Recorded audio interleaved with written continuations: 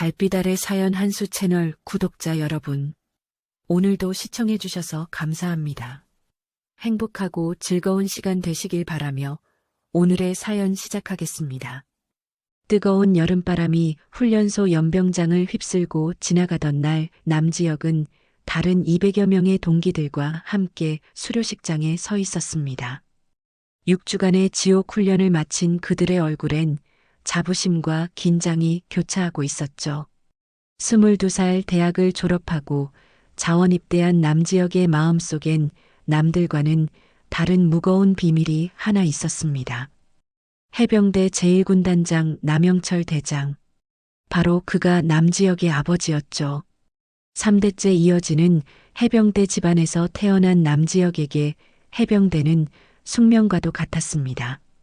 하지만 그는 아버지의 그늘 아래서가 아닌 한 명의 평범한 해병으로서 복무하고 싶었죠. 아버지, 저는 제 힘으로 해병이 되고 싶습니다. 부탁드립니다.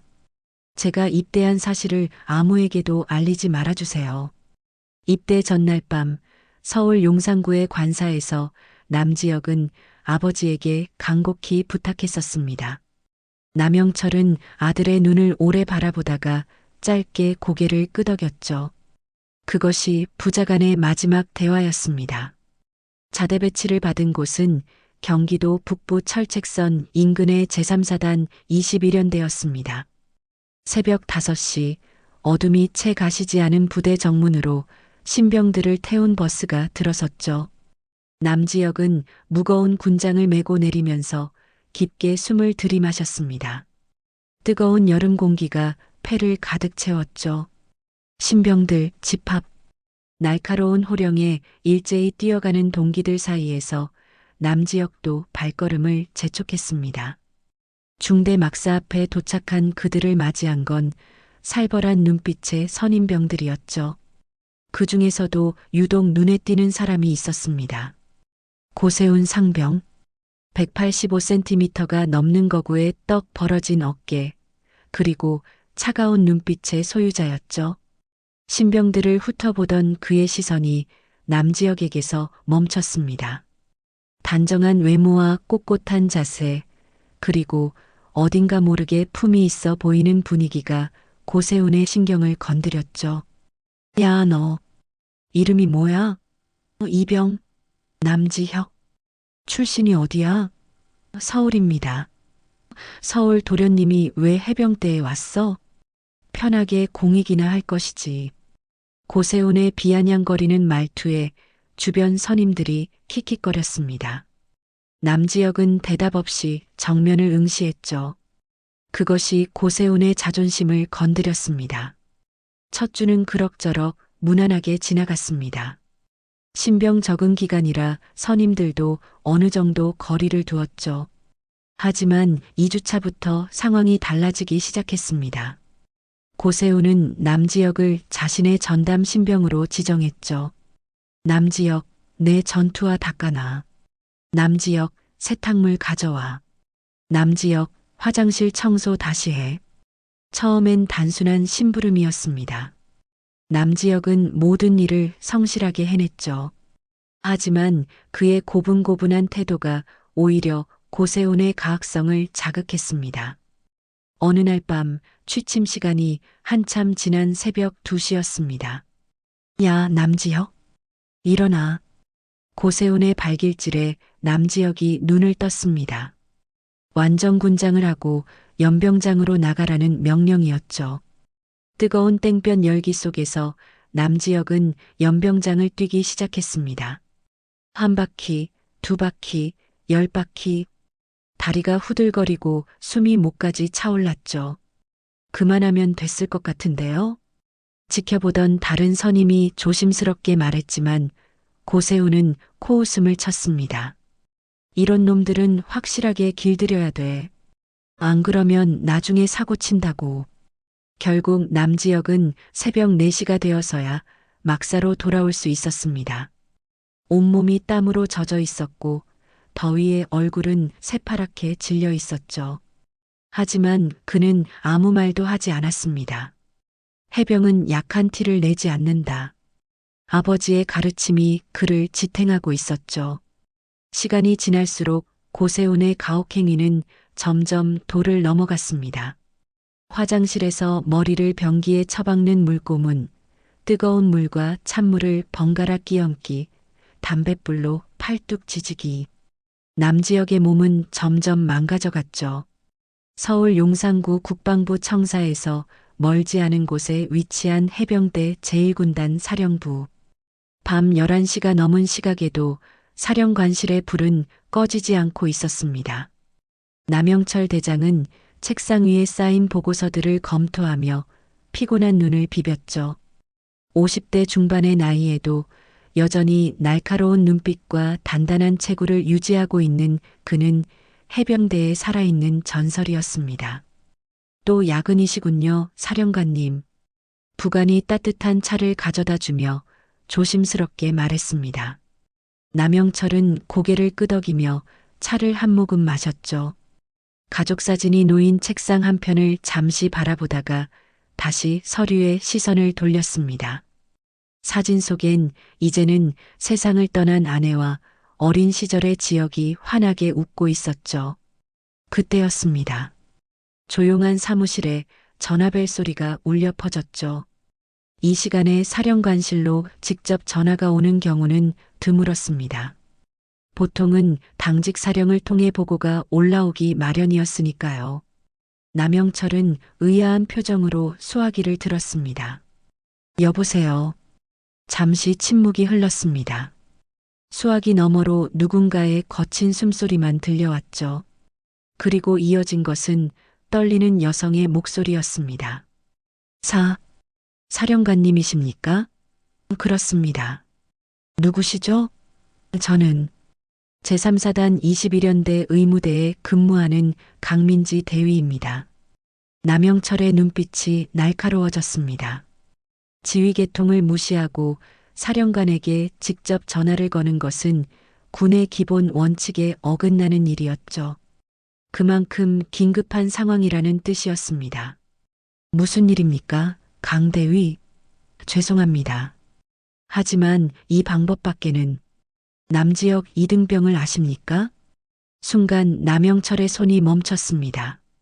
하지만 그는 평정심을 잃지 않고 낮은 목소리로 물었죠. 왜 그 병사를 묻습니까? 지금 그 병사가 죽어가고 있습니다. 심각한 가혹행위를 당하고 있는데 부대에서는 이를 은폐하려 하고 있습니다. 저는 의사로서 더 이상 지켜볼 수가 없어서. 강민지의 목소리는 점점 떨려왔습니다. 그녀는 오늘 오후에 본 남지혁의 상태를 설명했죠. 갈비뼈 3개에 금이 가고 내장 파열 의심 증상, 온몸에 퍼진 타박상과 화상 자국들, 그리고 중대장의 진료 기록 은폐 지시까지. 제발 직접 오셔야 할 것 같습니다. 이대로 두면 정말로. 전화는 거기서 끊겼습니다. 누군가 강민지를 제지한 것 같았죠. 남영철은 천천히 수화기를 내려놓았습니다. 그의 얼굴은 돌처럼 굳어 있었지만 꽉 쥔 주먹은 미세하게 떨리고 있었죠. 사령관으로서 그는 지휘 계통을 지켜야 했습니다. 정식 보고 절차를 통해 사실을 확인하고 감찰을 지시하는 것이 원칙이었죠. 하지만 그 과정에서 시간이 지체되면 아들이 위험할 수 있었습니다. 남영철은 자리에서 일어났습니다. 군복 대신 옷장에 걸려있던 평범한 점퍼와 청바지를 꺼내 입었죠. 그리고 책상 서랍에서 개인 권총을 꺼내 허리에 찼습니다. 아버지로서의 본능이 사령관으로서의 의무를 압도하는 순간이었죠. 사령관님, 어디 가십니까? 밖에서 대기하던 부관이 놀란 표정으로 물었습니다. 남영철은 차 키를 집어들며 짧게 대답했죠. 개인적인 일이다. 내일 아침까지는 돌아온다. 하지만 일정상 지금은 사령관이 아니라 아버지로서 가는 거다. 부관은 더 이상 묻지 않았습니다. 남영철의 눈빛에서 무언가 심상치 않은 결의를 읽었기 때문이죠. 검은색 제네시스가 어둠 속으로 사라지는 것을 지켜보며 부가는 불안한 예감에 휩싸였습니다. 고속도로를 달리는 내내 남영철의 머릿속은 복잡했습니다. 아들이 입대한다고 했을 때 그는 말렸어야 했을까요? 아니면 적어도 안전한 부대로 배치되도록 손을 썼어야 했을까요? 하지만 그것은 아들이 원하지 않는 일이었죠. 지역은 항상 아버지의 그늘에서 벗어나 스스로를 증명하고 싶어 했습니다. 해병은 약한 모습을 보이지 않는다. 자신이 아들에게 가르쳤던 말이 이제는 독이 되어 돌아온 것 같았습니다. 과연 그 가르침이 옳았던 것일까요? 아니면 그저 구시대적인 악습에 불과했던 것일까요? 새벽 1시 30분 남영철의 차가 제3사단 21연대 정문에 도착했습니다. 헌병들이 긴장한 표정으로 다가왔죠. 민간 차량의 심야 출입은 엄격히 통제되고 있었으니까요. 정차하십시오. 신분증을 보여주시겠습니까? 남영철은 잠시 망설였습니다. 군번줄을 보여주면 즉시 신분이 노출될 것이고 그러면 공식적인 절차를 밟아야 했죠. 하지만 그럴 시간이 없었습니다. 그는 일반 신분증을 꺼내 보여주며 말했습니다. 긴급한 면회가 있어서 왔습니다. 남지역 이등병을 만나야 합니다. 이 시간에는 면회가 불가능합니다. 내일 오전에 지금 당장 만나야 합니다. 생명이 위급한 상황입니다. 헌병은 난감한 표정을 지었습니다. 규정상 불가능한 일이었지만 중년 남성의 절박한 표정에 무언가 심상치 않음을 느꼈죠. 그때 다른 헌병이 무전기를 들고 다가왔습니다. 당직 사령님께서 오라고 하십니다. 일단 들어오시죠. 남영철은 헌병의 안내를 따라 부대 안으로 들어섰습니다. 새벽의 적막한 부대는 가로등 불빛만이 길을 비추고 있었죠. 본부 건물로 향하는 동안 그는 주변을 예리하게 살폈습니다. 30년 넘게 군 생활을 한 그의 눈에는 이 부대의 분위기가 심상치 않게 느껴졌죠. 너무 조용했고 어딘가 긴장감이 감돌고 있었습니다. 본부 건물 현관에는 당직 사령인 오성규 소령이 기다리고 있었습니다. 40대 초반의 그는 남영철을 보자마자 거만한 표정을 지으며 다가왔죠. 이 시간에 무슨 일이십니까? 면회는 규정상 긴급한 상황입니다. 남지역 이등병의 상태를 확인해야 합니다. 그 병사와 무슨 관계이신지 묻겠습니다. 남영철은 잠시 망설였습니다. 아버지라고 밝히는 순간 모든 것이 복잡해질 수 있었죠. 하지만 지금은 그런 것을 따질 때가 아니었습니다. 저는 그 병사의 보호자입니다. 의무대로 안내해 주십시오.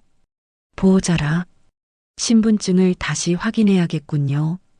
오성규는 거드름을 피우며 남영철의 신분증을 받아들었습니다.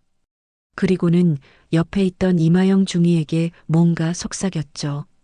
이마영은 고개를 끄덕이고는 어디론가 전화를 걸기 시작했습니다. 잠시만 기다리십시오. 확인 절차가 필요합니다. 지금 병사가 위급하다고 했습니다. 절차는 나중에. 여기는 군부대입니다. 민간인이 함부로 들어올 수 있는 곳이 아니죠. 오성규의 고압적인 태도에 남영철의 인내심이 한계에 다다랐습니다.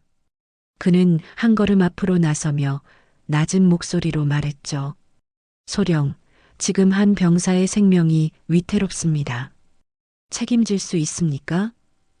오히려 제가 묻겠습니다.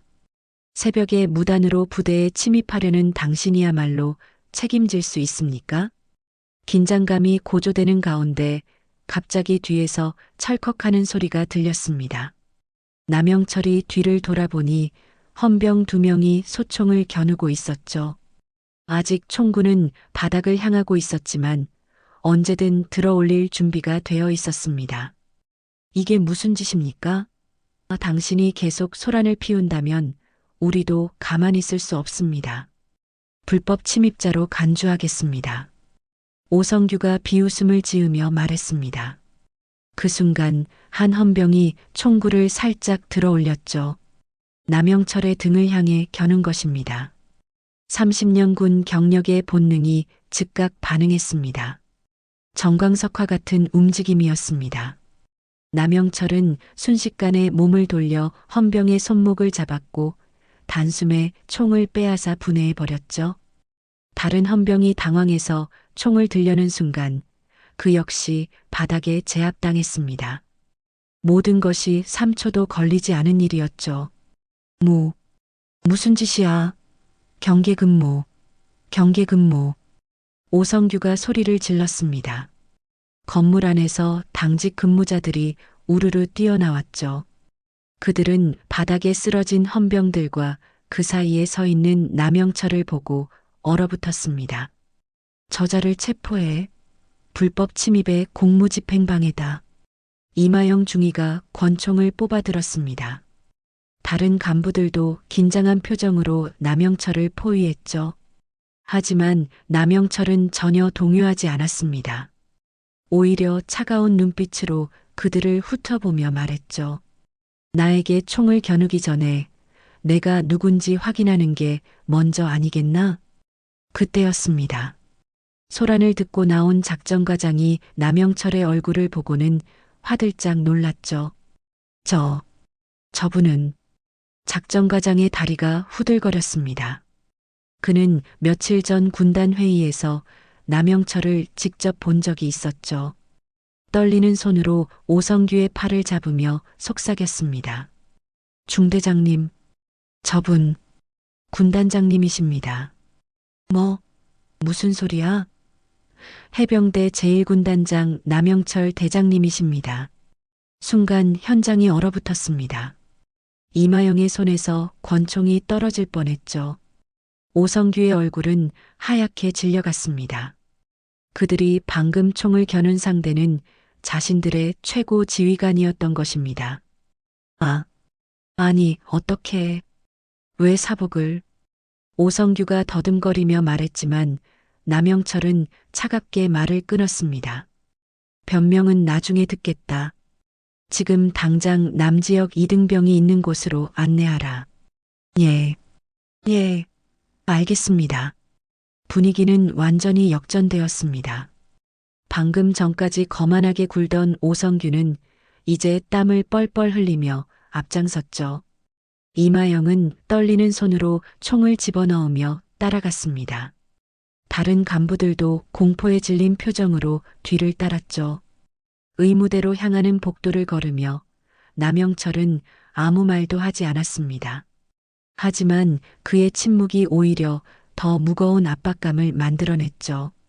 오성규는 걸음을 옮길 때마다 자신의 군 생활이 끝났음을 직감하고 있었습니다. 의무대 문 앞에 도착했을 때 안에서 누군가의 신음소리가 희미하게 들려왔습니다. 남영철의 턱에 힘이 들어갔죠. 그것은 분명 아들의 목소리였습니다. 의무대 문을 열고 들어선 순간 남영철의 눈앞에 충격적인 광경이 펼쳐졌습니다. 침대 위에 누워있는 아들의 모습은 차마 눈뜨고 볼 수 없을 정도였죠. 얼굴은 퉁퉁 부어 있었고 입술은 갈라져 피가 맺혀 있었습니다. 군복을 걷어올린 팔과 다리에는 시퍼런 멍과 함께 담뱃불로 지진 듯한 화상 자국들이 선명했죠. 남영철의 입에서 낮은 신음이 새어나왔습니다. 30년 군 생활 동안 수많은 부상자를 봐왔지만 자신의 아들이 이런 모습으로 누워있는 것을 보는 것은 전혀 다른 고통이었죠. 그는 떨리는 손을 뻗어 아들의 이마를 쓸어내렸습니다. 뜨거운 열기가 손바닥으로 전해졌죠. 누가 이런 짓을 했습니까? 남영철의 목소리는 낮고 차분했지만 그 안에는 폭발 직전의 분노가 담겨 있었습니다. 오성규는 식은땀을 흘리며 더듬거렸죠. 그게 훈련 중 사고라고? 강민지 대위가 더 이상 참지 못하고 나섰습니다. 그녀는 의무 기록을 꺼내들며 떨리는 목소리로 말했죠. 사령관님, 이것은 명백한 가혹행위입니다. 갈비뼈 3곳에 금이 갔고 내부 장기 손상이 의심됩니다. 온몸의 타박상은 최소 2주 이상 지속적으로 구타당한 흔적이고요. 특히 이 화상 자국들은 강대위, 그만하시오. 오성규가 날카롭게 소리쳤지만 강민지는 멈추지 않았습니다. 저는 의사입니다. 환자의 상태를 정확히 보고할 의무가 있습니다. 이 병사는 지금 당장 큰 병원으로 후송해야 합니다. 내부 출혈이 있을 가능성이. 닥치라고 했잖아.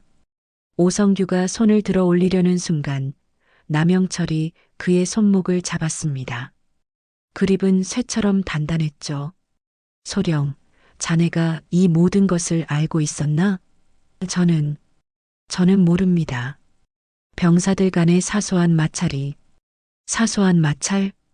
남영철이 오성규를 놓아주며 돌아섰습니다. 그리고 강민지에게 물었죠. 강대위, 정확히 무슨 일이 있었는지 설명해 주시오. 네, 사령관님. 사실은 강민지는 그동안 있었던 일들을 상세히 설명하기 시작했습니다. 고세훈 상병의 지속적인 괴롭힘, 심야 기압과 구타, 물고문, 그리고 사격 훈련 중 일어난 총기 사고까지. 그녀는 수첩에 몰래 기록해둔 날짜와 상황들을 하나하나 읊어갔죠. 제가 여러 번 보고하려 했지만 중대장님께서 막으셨습니다. 진료 기록도 조작하라고 지시하셨고요. 증거가 있습니까? 네, 있습니다. 강민지는 서랍 깊숙이 숨겨둔 USB를 꺼냈습니다. 그 안에는 삭제된 CCTV 영상의 백업 파일과 원본 진료 기록이 들어 있었죠. 의무실 CCTV에 고세훈 상병이 남지역 이등병을 끌고 온 모습이 찍혀 있습니다. 그리고 이것은 제가 처음 작성한 진료 기록입니다. 중대장님이 수정하라고 하신 것과 비교해 보시면. 남영철은 노트북을 받아 파일들을 확인했습니다. 영상 속에서 고세훈은 거의 의식을 잃은 남지역을 질질 끌고 있었죠. 그리고 진료 기록에는 다발성 골절 의심, 내부 장기 손상 가능성, 지속적 폭행 흔적 등의 내용이 명확히 기재되어 있었습니다. 이 여자가 거짓말을. 오성규가 변명하려 했지만 남영철은 손을 들어 제지했습니다. 그리고 천천히 고개를 돌려 오성규를 바라봤죠.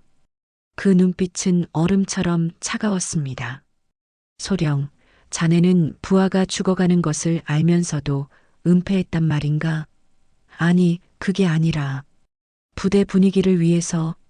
부대 분위기? 남영철의 목소리가 처음으로 높아졌습니다. 그는 침대에 누워있는 아들을 가리키며 말했죠. 이것이 자네가 말하는 부대 분위기인가? 약한 병사를 괴롭히고 폭행하고 그것을 은폐하는 것이 해병대 정신인가? 사령관님, 저는 그만, 더 이상 듣고 싶지 않다. 남영철은 휴대폰을 꺼내 들었습니다. 그리고 단축 번호를 눌렀죠. 신호음이 2번 울린 후 상대방이 받았습니다. 군사경찰대장인가? 나 남영철이다. 지금 즉시 헬기를 준비하라. 그리고 조사팀을 구성해서 대기하라. 장소는 제3사단 21연대다. 전화를 끊은 남영철은 다시 강민지를 향해 물었습니다. 강 대위, 이 병사를 당장 후송할 수 있습니까? 네, 하지만 중대장님의 승인이. 내가 승인한다. 군단 의무대로 즉시 후송 준비를 하시오. 오성규의 얼굴이 더욱 창백해졌습니다. 모든 것이 끝났음을 알았기 때문이죠. 이마영 중위도 덜덜 떨며 뒤로 물러섰습니다. 그때 침대에 누워있던 남지혁이 희미하게 눈을 떴습니다. 초점 없는 눈동자가 천천히 아버지의 얼굴을 찾아갔죠. 아, 아버지. 그래, 나다. 이제 괜찮다. 남영철은 아들의 손을 꼭 잡았습니다. 차가운 손이었죠. 남지혁의 입술이 미세하게 움직였습니다. 죄송해요. 해병답지 못해서. 아니다. 내가 잘못한 게 아니다.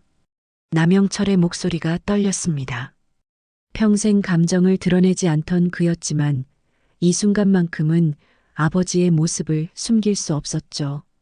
그는 아들의 이마에 입을 맞추며 속삭였습니다. 조금만 참아라. 곧 병원으로 가게 해줄게. 새벽 5시 동이 트기 시작한 하늘 위로 군용 헬기 2대가 굉음을 내며 접근했습니다. 연병장에 착륙한 헬기에서는 완전 무장한 헌병들과 군사경찰, 그리고 국방부 감찰단 요원들이 쏟아져 나왔죠. 평화롭던 부대는 순식간에 긴장감에 휩싸였습니다. 남영철은 밤새 의무대에서 아들 곁을 지키고 있다가 헬기 소리를 듣고 밖으로 나왔습니다. 그는 이제 사복이 아닌 정복 차림이었죠. 누군가 급히 가져다 준 것이었습니다.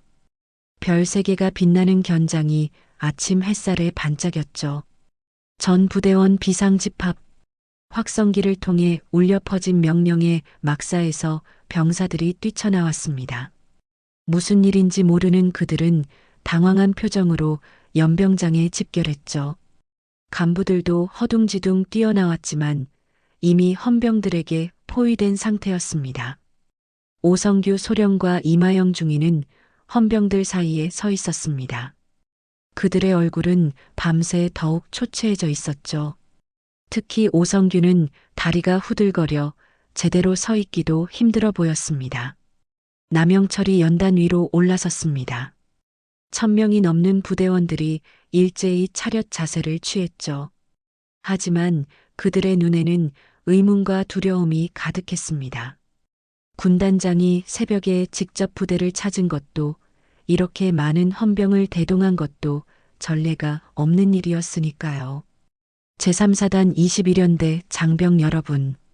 남영철의 목소리가 연병장에 울려 퍼졌습니다. 마이크 없이도 구석구석까지 들릴 정도로 우렁찬 목소리였죠. 나는 오늘 이 자리에서 매우 부끄러운 이야기를 해야 합니다. 우리가 자랑스러워하던 해병대 정신이 이곳에서 심각하게 훼손되었기 때문입니다. 병사들이 웅성거리기 시작했습니다. 남영철은 잠시 침묵하며 그들을 둘러봤죠. 그리고 다시 입을 열었습니다. 어젯밤 이 부대에서 한 병사가 죽을 뻔했습니다. 적의 총탄에 맞은 것도 아니고 훈련 중 사고를 당한 것도 아닙니다. 바로 같은 전우의 손에 의해서입니다. 연병장이 순간 적막에 휩싸였습니다. 남영철은 계속해서 말했죠. 고세훈 상병, 앞으로 나오시오. 병사들 사이에서 고세훈이 비틀거리며 나왔습니다. 그의 얼굴은 사색이 되어 있었죠. 헌병 2명이 즉시 그의 양옆에 섰습니다. 고세훈 상병, 당신은 2달 동안 남지역 이등병을 지속적으로 폭행하고 괴롭혔습니다. 구타, 가혹행위, 살인미수. 이것이 해병대입니까? 이것이 우리가 추구하는 전우회입니까? 고세훈은 고개를 떨구고 아무 말도 하지 못했습니다. 남영철의 시선이 간부들을 향했죠. 더욱 충격적인 것은 이를 알고도 묵인하고 은폐한 간부들입니다. 오성규 소령, 이마영 중위. 당신들은 지휘관으로서의 의무를 저버렸습니다. 부하를 보호해야 할 사람들이 오히려 가해자를 비호했습니다.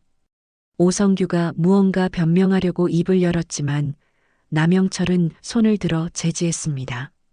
지금 이 순간부로 고세훈 상병은 체포됩니다. 오성규 소령과 이마영 중위는 보직 해임과 동시에 군사경찰에 인계됩니다. 그리고 남영철은 잠시 숨을 고르고는 더욱 큰 목소리로 선언했습니다. 이 부대는 오늘부로 특별감찰 대상이 됩니다. 모든 병영 생활을 점검하고 비리와 가혹행위를 뿌리 뽑을 것입니다. 그 과정에서 추가로 적발되는 사람은 엄중히 처벌받을 것입니다. 헌병들이 움직이기 시작했습니다. 고세훈에게 수갑이 채워졌고 오성규와 이마영도 연행되었죠. 연병장에 남은 병사들은 충격에 빠진 표정으로 그 광경을 지켜봤습니다. 여러분 중 일부는 억울하다고 생각할지도 모릅니다. 왜 우리 부대만 이런 일을 당하는가 하고 말입니다. 남영철은 연단에서 내려와 병사들 사이를 천천히 걸었습니다. 그의 발걸음이 닿는 곳마다 병사들이 긴장했죠. 하지만 명심하십시오. 이것은 처벌이 아니라 정화입니다. 썩은 부분을 도려내야 건강한 조직이 될 수 있습니다. 진정한 해병대는 약자를 괴롭히는 곳이 아닙니다. 서로를 지켜주고 함께 강해지는 곳입니다. 한 이등병이 떨리는 목소리로 물었습니다. 사령관님, 그럼 저희는 어떻게 되는 겁니까? 걱정하지 마십시오. 잘못이 없는 사람은 아무 일도 일어나지 않습니다. 오히려 이번 기회에 더 나은 부대가 될 것입니다. 남영철은 다시 연단으로 돌아갔습니다. 그리고 마지막으로 말했죠. 오늘 이 자리에서 일어난 일을 잊지 마십시오. 그리고 기억하십시오. 진정한 강함은 약자를 짓밟는 것이 아니라 약자를 지켜주는 데서 나온다는 것을. 연설을 마친 남영철은 군사경찰대장에게 다가가 지시했습니다. 철저히 조사하시오. 관련자는 한 명도 빠짐없이 적발하고 피해자가 더 있는지도 확인하시오. 알겠습니다, 사령관님. 남영철은 다시 의무대로 향했습니다. 아들의 후송을 직접 확인하기 위해서였죠. 연병장에는 여전히 충격에 빠진 병사들이 서 있었고 일부는 울먹이기도 했습니다. 그들 중 많은 이들이 비슷한 고통을 겪었지만 침묵해왔던 것이죠. 군단 의무대 특실. 하얀 병실 안에는 각종 의료 장비들이 규칙적인 소리를 내고 있었습니다. 남지혁은 이틀 만에 의식을 되찾았죠. 부연 시야가 점점 선명해지면서 가장 먼저 눈에 들어온 것은 침대 옆 의자에 앉아 있는 아버지의 모습이었습니다. 남영철은 정복 상의를 벗고 와이셔츠 차림이었습니다. 평소의 꼿꼿한 자세와 달리 어깨가 축 처져 있었죠. 이틀 동안 한시도 자리를 뜨지 않았다는 게 한눈에 보였습니다. 수염이 덥수룩하게 자라 있었고 눈가에는 깊은 피로가 묻어났죠. 아버지. 남지혁의 목소리는 쉬어 있었습니다. 남영철이 고개를 들었죠. 아들과 눈이 마주친 순간 그의 얼굴에 안도의 빛이 스쳤습니다. 하지만 곧 평소의 무표정으로 돌아갔죠. 깨어났구나. 여기가 어디예요? 군단 의무대다. 큰 수술은 없었다. 갈비뼈 골절과 내부 타박상이 심했지만 다행히 장기 손상은 없었다. 남지혁은 천천히 주변을 둘러봤습니다. 창밖으로 보이는 풍경이 낯설었죠. 그리고 문득 자신이 왜 여기 있는지, 무슨 일이 있었는지 기억이 났습니다. 순간 그의 눈에 눈물이 고였죠. 아버지, 죄송해요. 뭐가 죄송하다는 거냐? 제가 너무 나약해서, 해병답지 못해서. 남지혁의 목소리가 떨렸습니다. 그는 고개를 돌려 아버지를 똑바로 보지 못했죠. 자신이 얼마나 초라한 모습을 보였는지, 아버지가 얼마나 실망했을지 생각하니 가슴이 미어졌습니다. 아버지가 늘 말씀하셨잖아요. 해병은 강해야 한다고. 어떤 고통도 이겨내야 한다고.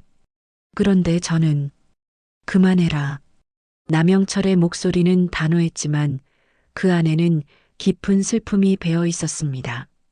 그는 의자를 침대 가까이 끌어당기고 아들의 손을 잡았죠. 거칠고 단단한 손이었지만 그 손길은 한없이 부드러웠습니다. 내가 잘못 가르쳤다. 아버지, 강함이 무엇인지 내가 잘못 가르쳤다는 말이다. 남영철은 천천히 말을 이어갔습니다. 평생 처음으로 자신의 신념에 대해 의문을 품는 듯 했죠. 나는 늘 감정을 숨기는 것이 강함이라고 믿었다. 고통을 참는 것이 용기라고 생각했다. 그래서 너에게도 그렇게 가르쳤다. 하지만 그는 잠시 말을 멈추고 아들의 멍든 얼굴을 바라봤습니다. 그리고 계속했죠. 진정한 강함은 부당함에 맞서는 것이다. 잘못된 것을 잘못됐다고 말하는 것이다. 너는 나약한 게 아니다. 오히려 끝까지 버틴 내가 대단한 거다. 남지혁의 눈에서 눈물이 흘러내렸습니다. 그는 급히 손등으로 눈물을 닦으려 했지만 팔에 힘이 들어가지 않았죠. 남영철이 손수건을 꺼내 아들의 눈가를 닦아주었습니다. 아버지, 저 정말 힘들었어요. 너무 무서웠어요. 죽을 것 같았어요. 남지혁이 흐느끼기 시작했습니다. 2달 동안 꾹꾹 눌러두었던 감정들이 본물처럼 터져나왔죠. 그는 어린아이처럼 울었습니다. 남영철은 아들의 손을 더욱 꽉 잡으며 말했죠. 울어라. 실컷 울어라. 하지만 해병은 울지 않는다고. 아니다. 해병도 사람이다. 아프면 울 수 있고 슬프면 눈물 흘릴 수 있다. 남영철은 아들의 머리를 쓰다듬으며 말을 이었습니다. 나는 평생 울지 않고 살았다. 내 어머니가 세상을 떠날 때도 전우들을 잃을 때도 울지 않았다. 그것이 강함인 줄 알았다. 하지만 어젯밤 그의 목소리가 잠시 떨렸습니다. 내가 의식을 잃고 있을 때 나는 처음으로 눈물을 흘렸다. 내 아들을 지켜주지 못한 아버지로서, 잘못된 문화를 바꾸지 못한 지휘관으로서 너무 미안했다. 남지혁은 놀란 눈으로 아버지를 바라봤습니다. 철벽 같던 아버지가 자신 때문에 울었다는 사실이 믿기지 않았죠. 아버지도 우셨어요? 그래. 나도 울었다. 그리고 깨달았다. 눈물은 약함이 아니라 인간다움이라는 것을. 병실 안에 잠시 침묵이 흘렀습니다. 부자는 서로의 손을 잡은 채 아무 말 없이 있었죠. 창밖으로 따스한 햇살이 들어와 병실을 밝혔습니다. 아버지, 고세훈 상병은 어떻게 됐어요? 군사법원에 넘겨졌다. 오성규와 이마영도 마찬가지다. 그들은 상응하는 처벌을 받을 것이다. 다른 동기들은요? 쟤 때문에 피해를 본 건 아닌지. 걱정하지 마라. 오히려 너 덕분에 많은 것이 바뀌고 있다. 숨겨졌던 가혹행위들이 드러나고 피해자들이 목소리를 내기 시작했다. 남영철은 아들의 이마를 쓸어주며 말했습니다. 내가 견뎌준 덕분에 앞으로는 누구도 같은 고통을 겪지 않을 것이다. 너는 약자가 아니라 영웅이다. 남지혁은 고개를 저었습니다. 저는 영웅이 아니에요. 그저 살고 싶었을 뿐이에요. 그것이 가장 용감한 일이다. 살고자 하는 의지, 그것이야말로 진정한 해병 정신이다. 남지혁이 회복되어가는 2주 동안 대한민국 해병대는 그 어느 때보다 큰 변화의 소용돌이에 휩싸였습니다. 제3사단 21연대에서 시작된 특별감찰은 전 해병대로 확대되었고 숨겨져 있던 병영 부조리들이 하나둘 수면 위로 떠올랐죠. 국방부 대회의실. 긴급 소집된 고위 간부들 앞에서 국방부 장관이 엄숙한 표정으로 입을 열었습니다. 이번 사건은 단순한 가혹행위가 아닙니다. 우리 군의 뿌리 깊은 악습이 얼마나 심각한 수준인지 보여주는 사례입니다. 테이블 위에는 두꺼운 보고서가 놓여 있었습니다. 지난 2주간의 감찰 결과였죠. 해병대뿐 아니라 육군, 해군, 공군에서도 유사한 사례들이 속속 발견되었습니다. 남영철 군단장의 조치는 논란의 여지가 있지만 결과적으로 우리가 외면해왔던 문제를 직시하게 만들었습니다. 이제 근본적인 개혁이 필요합니다. 한편 언론에서는 연일 이 사건을 대서특필했습니다. 아버지가 아들을 구하러 간 날, 쓰리스타 장군의 눈물 같은 제목들이 신문 일면을 장식했죠. 여론은 압도적으로 남영철을 지지했습니다. 하지만 일부에서는 비판의 목소리도 있었습니다. 한 예비역 장성은 방송에 출연해 이렇게 말했죠. 지휘 계통을 무시하고 감정적으로 대응한 것은 문제가 있습니다. 아무리 아들이라도 원칙은 지켜야 합니다.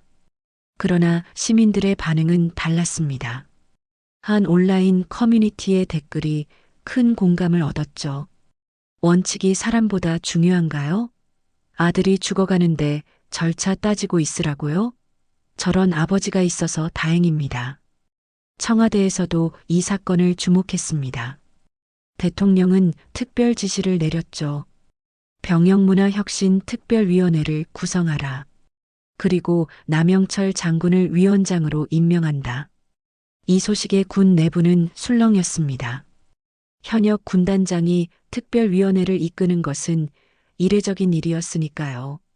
하지만 남영철은 망설임 없이 제안을 받아들였습니다. 특별위원회 첫 회의. 남영철은 각 군 대표들과 민간 전문가들 앞에서 단호하게 말했습니다. 우리는 지금까지 전통이라는 이름으로 폭력을 용인해 왔습니다. 군기라는 명목으로 인권을 짓밟았습니다. 이제 그것을 끝낼 때입니다. 위원회는 즉시 개혁안을 마련하기 시작했습니다.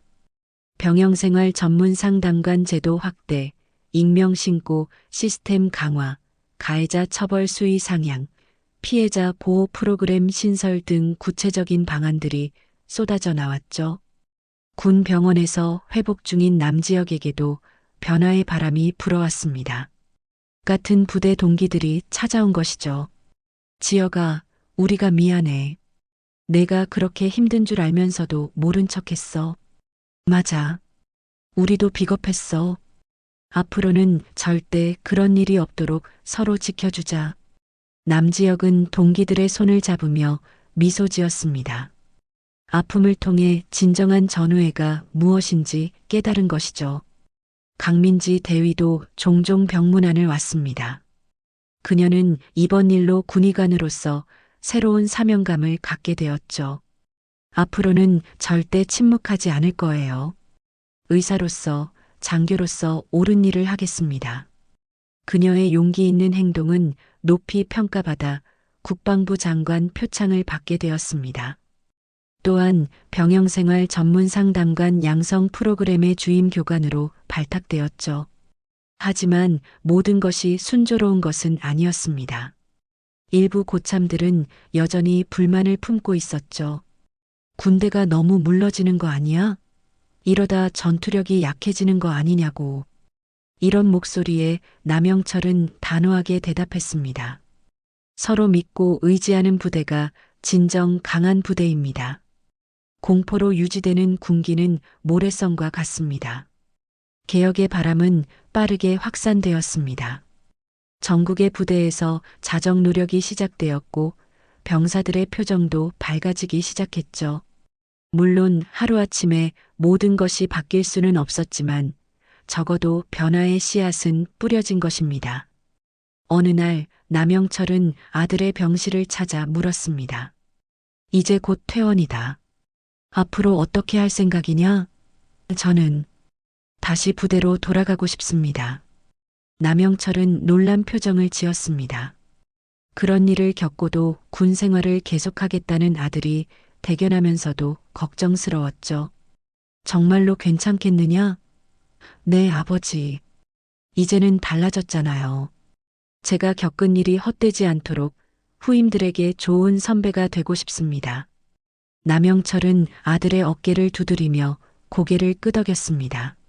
아들은 이제 진정한 해병으로 성장하고 있었던 것이죠. 봄비가 촉촉이 내리는 3월의 어느 날, 군 병원 정문 앞에는 검은색 세단이 멈춰 서 있었습니다. 남지혁은 목발 없이 걸을 수 있을 정도로 회복되어 퇴원을 앞두고 있었죠. 병실에서 짐을 정리하던 그에게 아버지가 작은 상자를 건넸습니다. 이게 뭐예요? 남지혁이 상자를 열자 그 안에는 정교하게 만들어진 범선 모형이 들어 있었습니다. 푸른 바다를 항해하는 배의 돛에는 해병대 마크가 새겨져 있었죠. 내 할아버지가 내게 주셨던 것이다. 그리고 이제 내 차례다. 남영철은 창밖을 바라보며 말을 이었습니다. 우리 집안 3대가 해병대에서 복무했다. 하지만 각자가 걸어온 길은 달랐다. 내 할아버지는 전쟁에서 싸우셨고 나는 평화를 지켰다. 그리고 너는, 그는 아들을 돌아보며 미소 지었습니다. 너는 변화를 만들었다. 어쩌면 그것이 가장 어려운 싸움이었을지도 모른다. 남지혁은 범선 모형을 조심스럽게 만져보았습니다.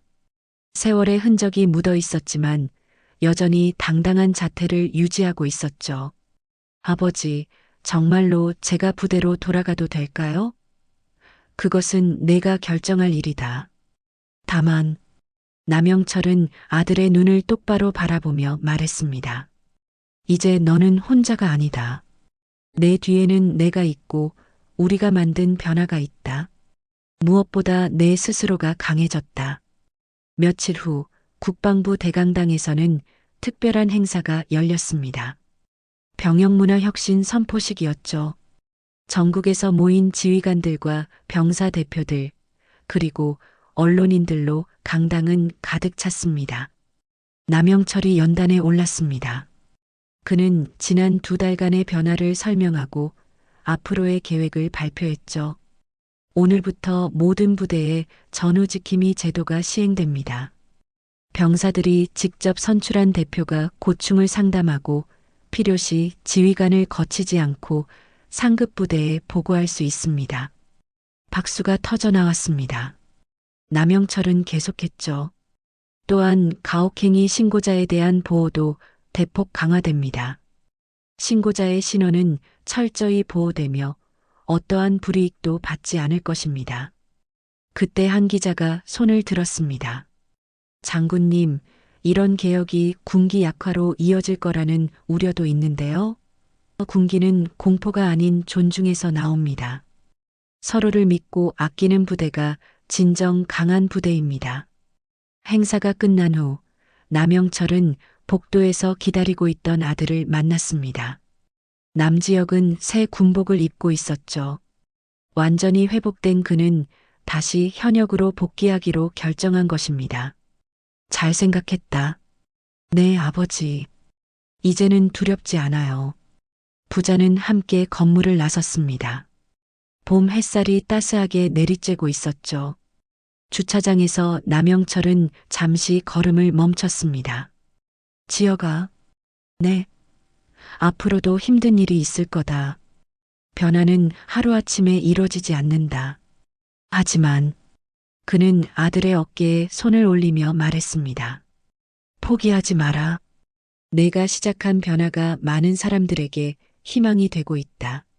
남지혁은 고개를 끄덕였습니다. 그의 눈빛은 더 이상 두려움에 떨고 있지 않았죠. 오히려 미래에 대한 기대와 사명감으로 빛나고 있었습니다. 일주일 후 남지혁은 새로운 부대로 전속되었습니다. 그곳은 해병대 교육훈련단이었죠. 그는 신병 교육 조교로 임명되어 새로 입대하는 해병들을 가르치게 되었습니다. 첫 수업 시간, 남지혁은 어린 신병들 앞에 섰습니다. 불과 몇 달 전 자신과 같은 모습의 그들을 보니 가슴이 뭉클했죠. 여러분, 해병대에 온 것을 환영합니다. 저는 여러분의 선배이자 조교인 남지혁 상병입니다. 신병들이 긴장한 표정으로 그를 바라봤습니다. 남지혁은 부드럽게 미소 지으며 말을 이었죠. 앞으로 힘든 훈련이 기다리고 있습니다. 하지만 두려워하지 마십시오. 우리는 여러분을 괴롭히려는 게 아니라 진정한 해병으로 만들려는 것입니다. 그는 잠시 숨을 고르고는 더욱 진지한 목소리로 말했습니다. 그리고 기억하십시오. 여기서는 누구도 부당한 대우를 받지 않습니다. 어려움이 있으면 언제든 말하십시오. 우리는 전우입니다. 서로를 지켜주는 것이 해병 정신입니다. 신병들의 표정이 조금씩 밝아졌습니다. 남지혁은 그들에게서 희망을 보았죠. 이들이 자라나 또 다른 변화를 만들어갈 것이라는 희망을. 그날 저녁 남지혁은 아버지에게 전화를 걸었습니다. 아버지, 저 오늘 첫 수업을 했어요. 어땠느냐? 좋았어요. 정말 좋았어요. 제가 겪은 일이 헛되지 않았다는 걸 느꼈어요. 전화기 너머로 아버지의 따뜻한 웃음소리가 들려왔습니다. 자랑스럽다, 아들아. 아버지도요. 아버지가 계셨기에 이 모든 게 가능했어요. 통화를 마친 남지혁은 숙소 창밖을 바라봤습니다. 저 멀리 바다가 보였죠.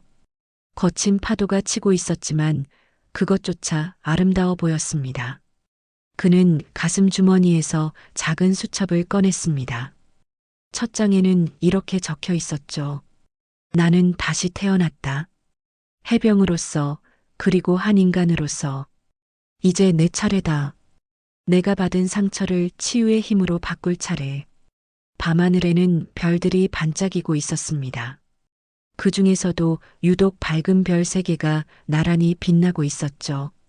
마치 3대에 걸친 해병 가족의 역사를 상징하는 것처럼. 남지혁은 깊게 숨을 들이마셨습니다.